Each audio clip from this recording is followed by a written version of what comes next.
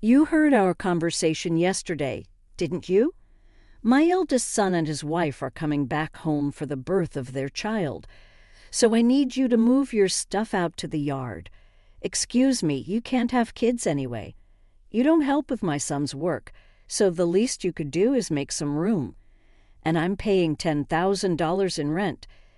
This is getting too tiresome to deal with. I live with my mother-in-law, but now she wants me out of the house because my brother-in-law and his wife are returning. My mother-in-law, brother-in-law, his wife, and my husband, this house is full of problems. I've been trying to keep things running smoothly, but it's becoming a hassle to think about it all. I'm done thinking.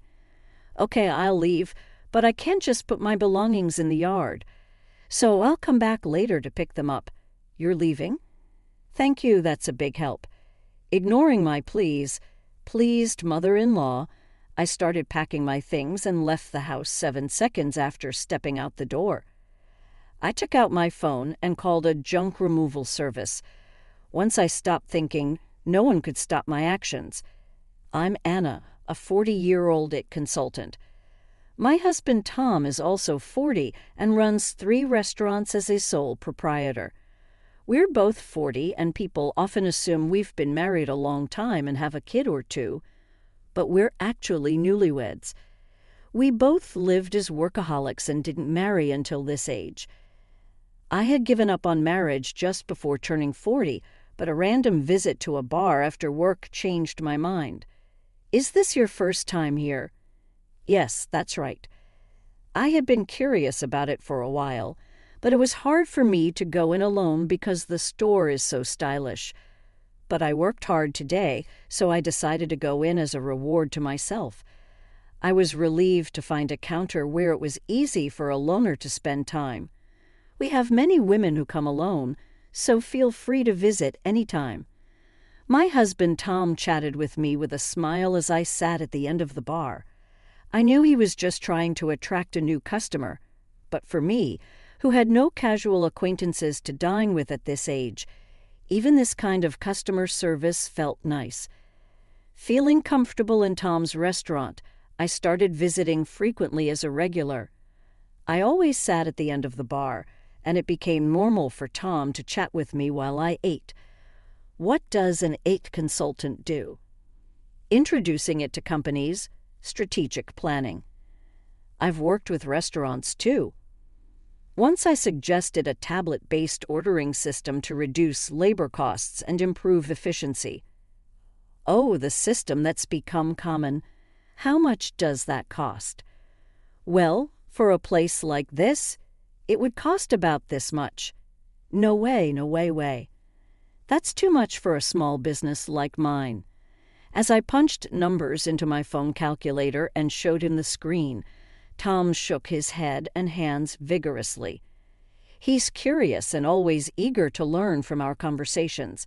He's looking for ways to apply new knowledge to his work. Even though it looked like just a pleasant conversation, I was slowly drawn to his dedication to his work. Likewise, Tom grew fond of me, seeing that I was a hard-working person.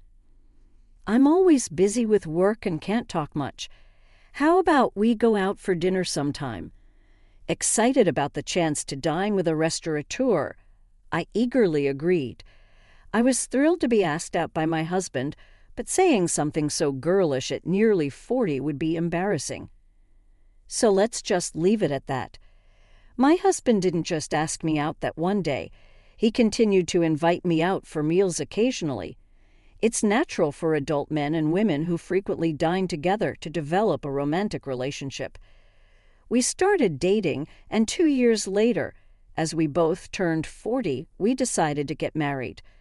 Feeling shy about being a bride at 40, I asked my husband to skip the wedding ceremony and just took some photos of us dressed up. After we got married, I moved from my apartment to my husband's house. His house is a 3-story building with a garden and parking located in a high-end area. The rent is apparently around $1,000. My husband was living there with his mother. Some might think it's unthinkable to live with a mother-in-law right after getting married, but I'm 40, so I don't mind much. Plus, my mother-in-law is 70, and my father-in-law has passed away, so living together seemed necessary. When my husband suggested living with his mother, I immediately said it was okay. But after starting to live with my mother-in-law, I regretted accepting so quickly.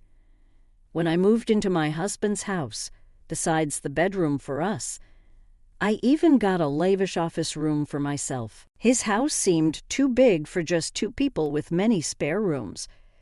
Once I settled in, I asked my husband a simple question: why do we need such a big house just for you and your mother? I said, I have a brother 3 years older than me. He left home after college, and I've lost touch with him for the most part. He hasn't been home at all, and it's been a few years since I've heard from him. He's such a man that one day he might get into trouble and come back to me and Mom, right? So we decided to rent a bigger house. I think it's a little too big, I said. Well, I got married and you came, so I guess it all worked out, my husband said while unboxing my books and arranging them on the shelf. He talked about his brother Richard with a smile.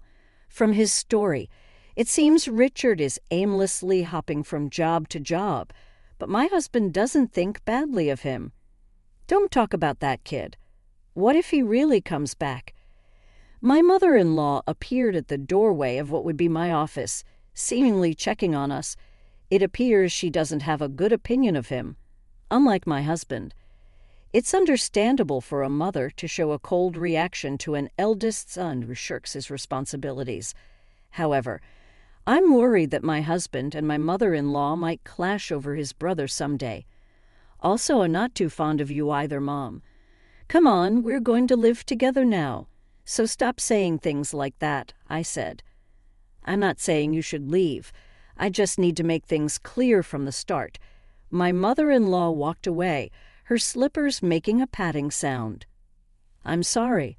I'll talk to her, my husband said. It's okay. I got a similar talk when we met for the wedding.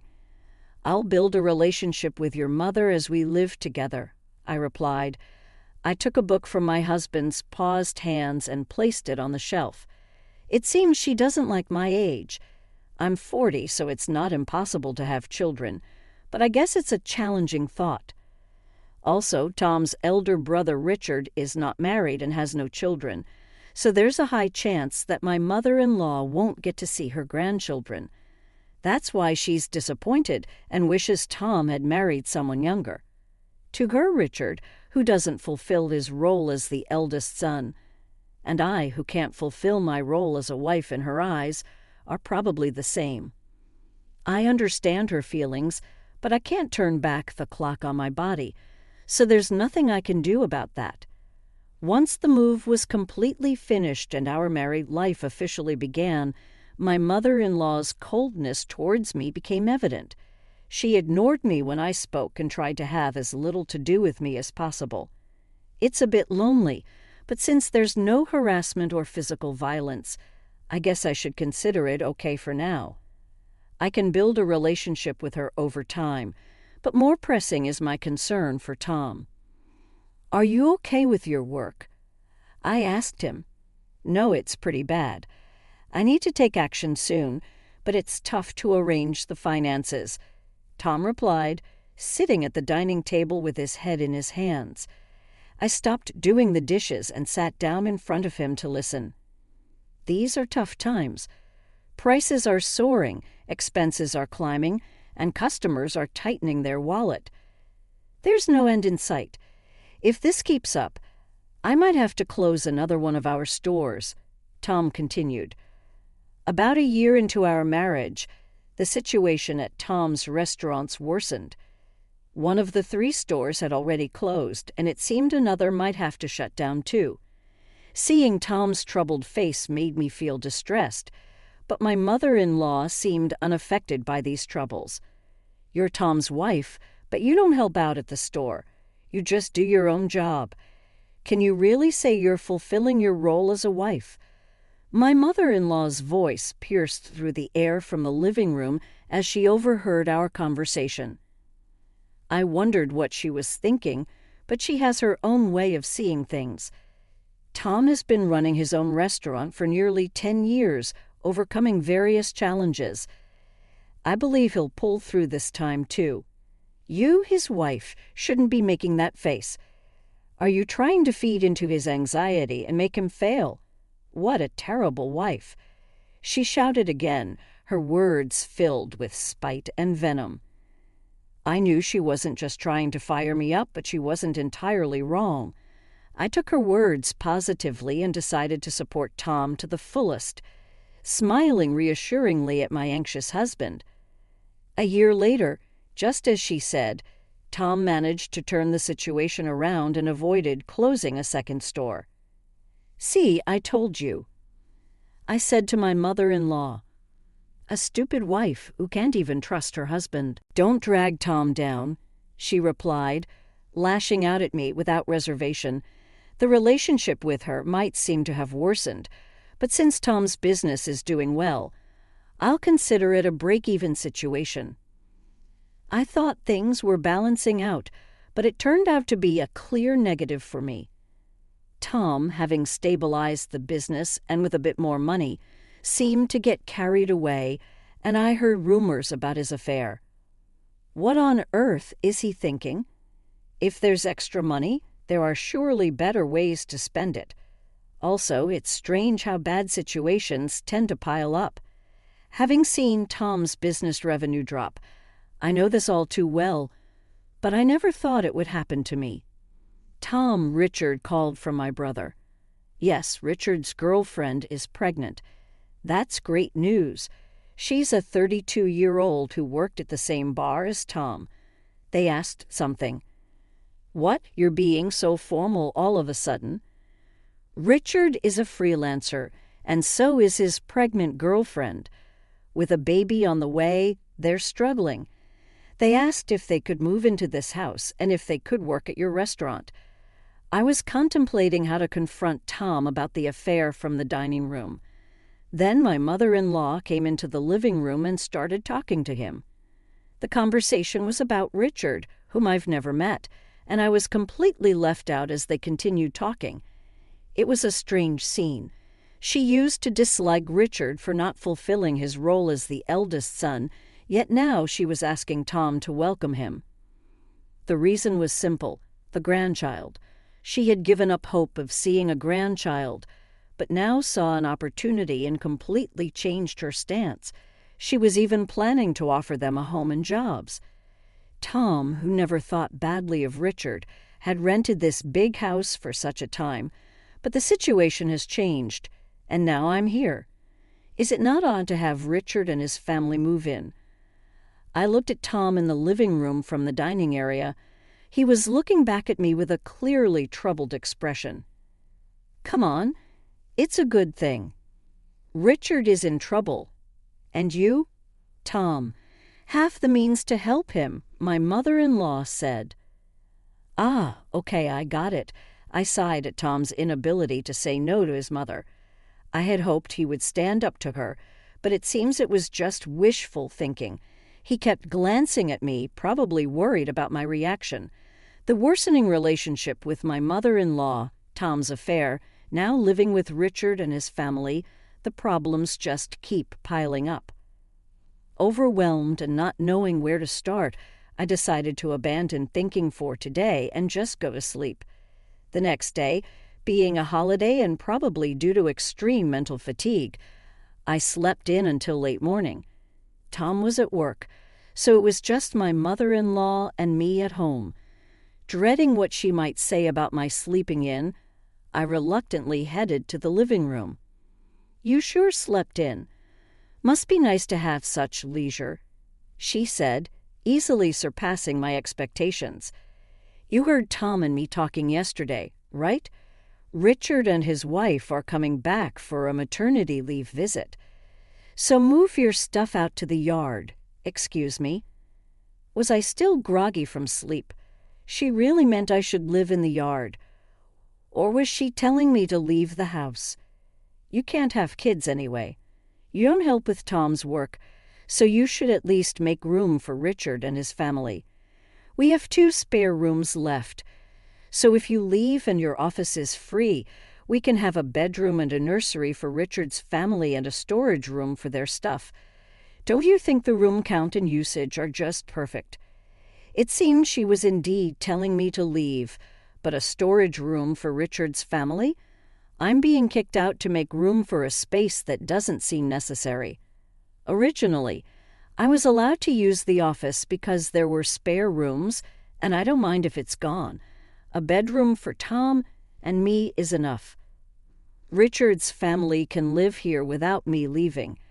Realizing that my mother-in-law now sees no reason for me to be in this house as a wife since she can see her grandchild and I'm paying $10,000 in rent, I'm too tired to deal with all this. I decided to clear my mind and give my brain a rest. Silent with my mother-in-law, the only sound in the living room was the ticking of the clock.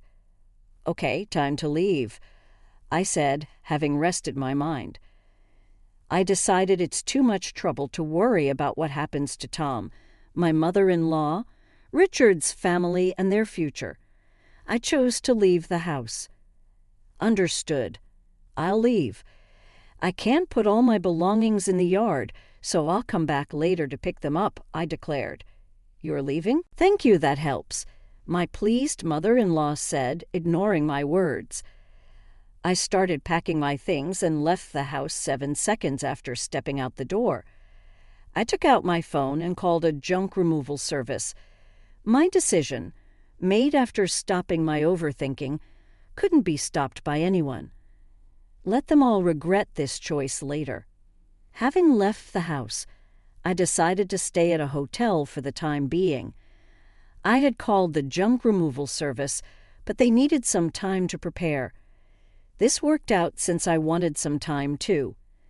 2 weeks after leaving, I rented an apartment and started living alone. I haven't heard from Tom since then. He probably thinks I'll come back eventually. The thought of Tom taking the current situation lightly infuriates me. However, today is the day after his restaurant's day off. I expect a call from Tom when he visits the restaurant for lunch prep. "Hey, what's going on here?" "The restaurant is completely empty," Tom exclaimed over the phone. Just as I thought, I chuckled. "Tom, I could explain over the phone, but it would be more efficient if your mom was there too. I'm heading to the house now. Can you come back? You can't open the restaurant anyway, right?" I couldn't help but laugh before hanging up. Amused by Tom's reaction, he must be quite shocked. Still chuckling, I started getting ready to leave. What on earth is this? The restaurant's fridge, cooking equipment, tables, all the important stuff is gone. You did this, didn't you? Do you think you can get away with this for free? As soon as I arrived at the house, my mother-in-law started yelling at me. It seems Tom had explained half of the situation. There was an unfamiliar couple in the living room, apparently Richard and his wife. They looked confused and anxious, not fully grasping the situation and my mother-in-law's extreme anger. Why would you do such a thing? The restaurant can't operate now, she continued to scold. It's my restaurant, so there shouldn't be a problem with me starting the closing process or having the items I bought disposed of by a junk removal service, right? I countered. Huh, your restaurant? What are you talking about? Why don't you explain, Tom? You haven't told your mom, have you? You remember that I still have the main restaurant and the second branch, and the second one was in a financial crisis, right? Tom began. Yes, of course. You worked hard to turn it around, changing the tables, chairs, signboard, the restaurant's atmosphere, bringing in new cooking equipment, expanding the menu, and replacing the fridge and freezer to accommodate the new menu, right? My mother-in-law nodded. Well, about that, Anna actually paid for those expenses, Tom confessed. Hearing Tom's words, my mother-in-law looked perplexed. She seemed to be trying hard to understand, but probably lacked the full information to grasp everything. Tom continued, looking uncomfortable, as if he was holding back a bathroom break. Seeing that this was going nowhere, I decided to explain before turning 40. I was single and working in it consulting. We didn't have a wedding ceremony, nor did we buy a new house after getting married, so I had saved up quite a bit of money. I lent Tom $200,000 to help turn around his struggling second restaurant branch. $200,000. But you can't just hand over such a large amount of money to your spouse, right?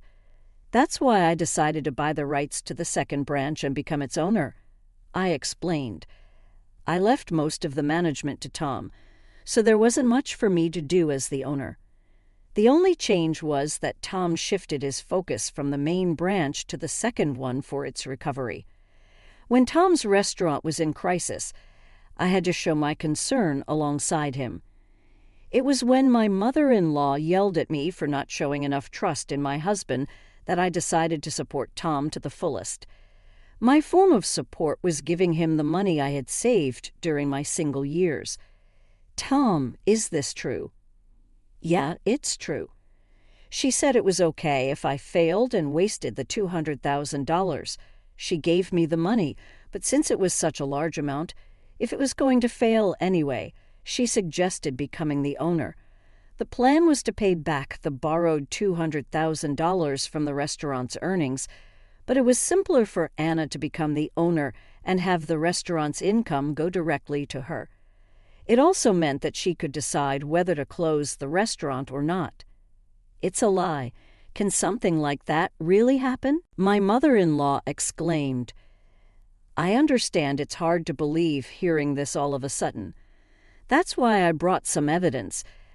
I said, spreading documents like the business license, transfer of rights agreement, and lease agreement on the table, proving that I was the owner of the restaurant.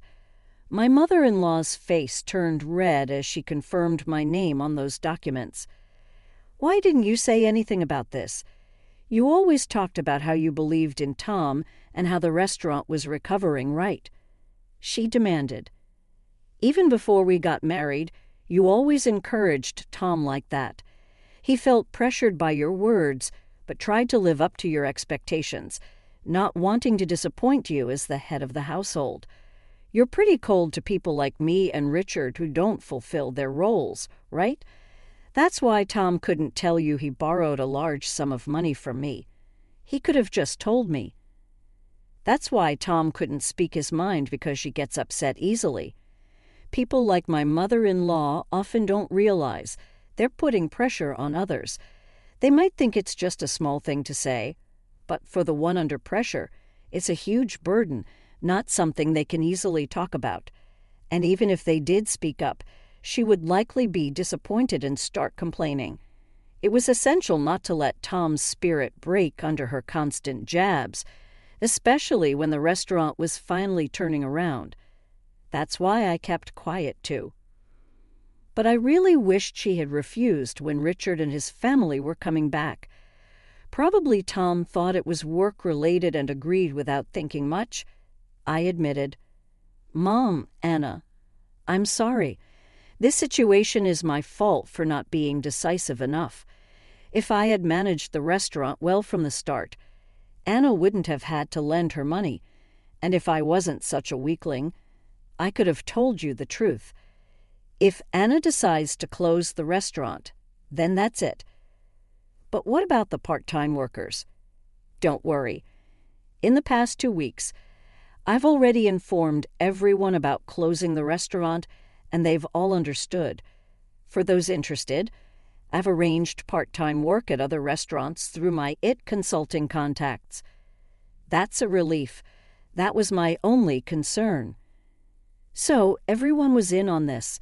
Anna's showing me an empty restaurant as a surprise, and everyone keeping the closure from me. Tom, I'm sorry too. I've been pressuring you and Anna.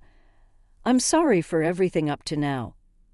I won't tell you to leave again. Tom and my mother-in-law apologized, and it seemed as if everything was resolving nicely. But that's a misunderstanding. I'm far from being satisfied, and the discussion is far from over. Let's settle this matter next. What's this? A divorce paper. Tom picked up the papers in shock. Why a divorce? This is supposed to be a reconciliation. Right. Don't just assume we've reconciled. You might think it's a secret, but I know about your affair with the part-timer. All the part-time workers knew about it too.